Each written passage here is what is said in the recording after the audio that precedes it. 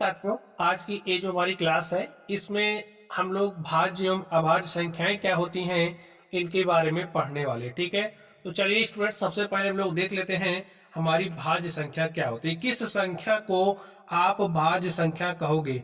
भाज्य एवं अभाज्य संख्या को लेकर के आपके दिमाग में, आपके मन में हमेशा कंफ्यूजन सा बना रहता है।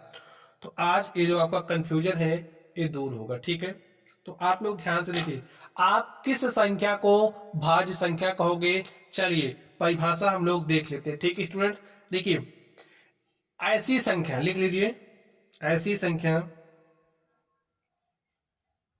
ऐसी संख्या जिसके पास वन और स्वयं के अतिरिक्त, वन और स्वयं के अतिरिक्त और भी गुणनखंड हो, और भी गुणनखंड हो,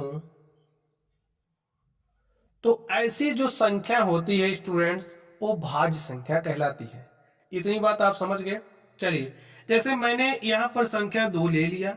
अब ये जो हमारी संख्या 2 है, क्या एक भाज्य संख्या है या फिर यह एक अभाज्य संख्या है, इसके बारे में आपको कैसे पता चलेगा।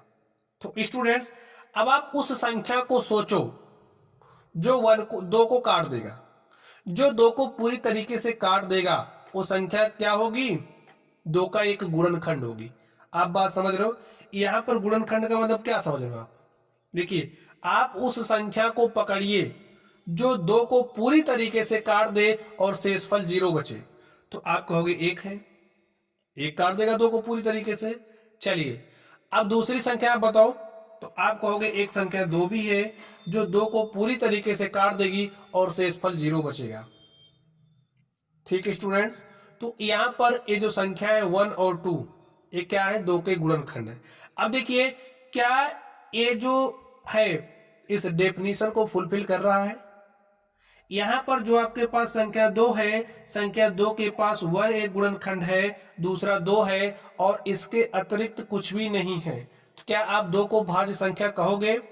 तो आपका जवाब क्या होगा, देखिए 1 और स्वयं के अतिरिक्त और भी गुणनखंड, यानी कि 1 और स्वयं के अतिरिक्त दूसरे भी गुणनखंड होंगे तो ऐसी संख्या को हम भाज्य संख्या कहेंगे।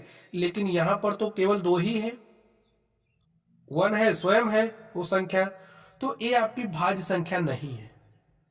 चलिए ठीक है, 2 आपका क्या है, भाज्य संख्या नहीं है। अब इसी तरीके से जब हम 3 की बात करेंगे स्टूडेंट्स, तो 3 भी हमारी भाज्य संख्या नहीं है।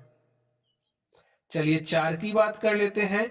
अब 4 देखिए, 4 आपका 1 से पूरी तरीके से कट जाएगा, 4 2 से भी पूरी तरीके से कट जाएगा और 4 4 से भी पूरी तरीके से कट जाएगा। देखिए 1 और स्वयं वो संख्या यानी कि 4 के अतिरिक्त एक दूसरा भी गुणनखंड है इसके पास जो कि 2 है। 2 4 को पूरी तरीके से काट देगी, एक 4 को पूरी तरीके से काट देगा, 4 4 को पूरी तरीके से काट दे रहा है।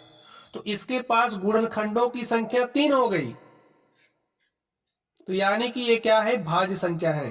तो 4 आपका क्या है, एक भाज्य संख्या है। समझ गए स्टूडेंट्स।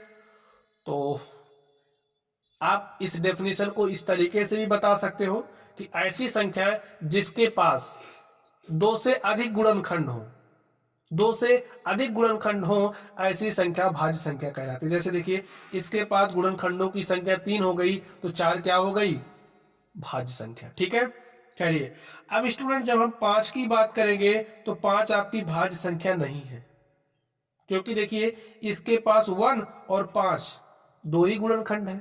तो जिसके पास 2 होंगे उन्हें क्या कहेंगे, आपके दिमाग में विचार आ रहा होगा, तो इन्हें स्टूडेंट्स अभाज्य संख्या कहते हैं। वह संख्याएं जो भाज्य नहीं है अभाज्य कहलाएंगी, या फिर ऐसे कह सकते हो। चलिए अभाज्य संख्या की परिभाषा लिख देते हैं। वैसे तो मैंने समझा दिया अभाज्य संख्या आप किसे कहोगे, लेकिन आप परिभाषा लिखना चाहते हो तो लिख लो। देखिए ऐसी संख्या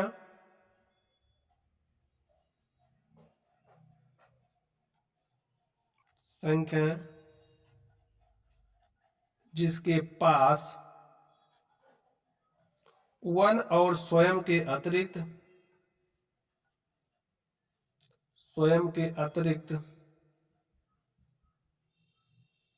वन और स्वयं के अतिरिक्त दूसरा कोई भी गुणनखंड ना हो। ठीक है,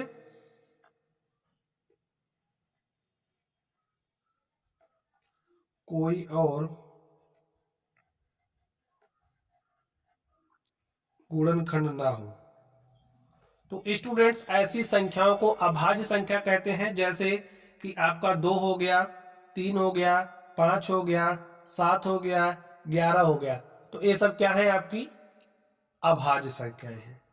तो प्यारे साथियों, भाज्य संख्या क्या है, अभाज्य संख्या क्या है, इसको अब आप लोगों ने अच्छी तरीके से समझ लिया है। ठीक है, तो चलिए आप लोग पढ़ते रहिए। Thank you.